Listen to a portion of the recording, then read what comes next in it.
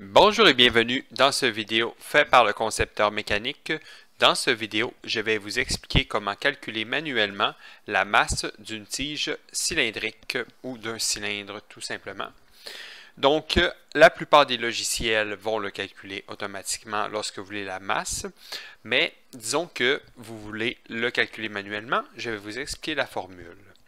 Pour la masse d'une tige cylindrique, c'est la masse égale le volume par la densité.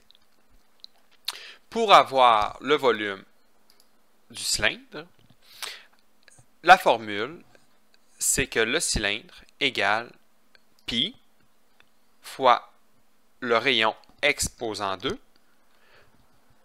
par la longueur.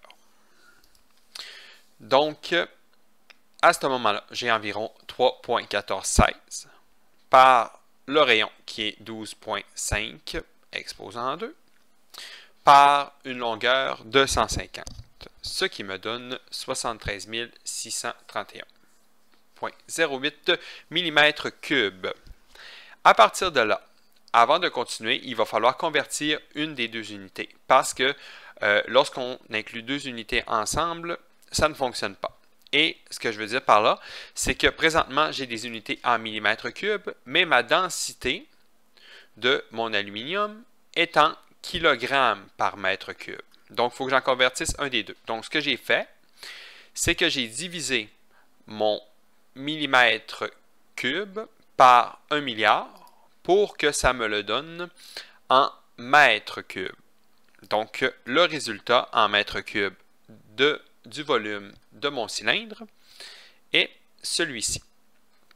Donc, par la suite, comme je vous disais, là, une fois qu'il est converti, j'ai les densités de certains matériaux ici, donc dont l'acier galvanisé, l'aluminium et l'acier inoxydable.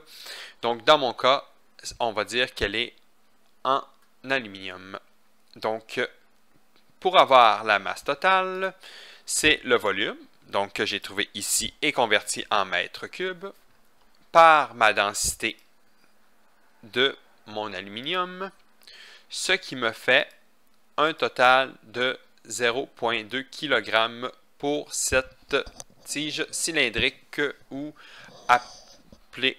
qu'on appelle une rod en anglais. Donc, pour avoir les densités de certains matériaux, vous pouvez le consulter divers sites internet où il y a certains logiciels qui peuvent vous les donner, mais je vous en ai écrit 3 ici qui sont utilisés assez couramment. Donc, c'est tout pour cette vidéo. Donc, si jamais vous avez des questions, n'hésitez pas. Et en même temps, vous pouvez faire un petit like ou vous abonner à ma page. Merci d'avoir regardé et bonne journée.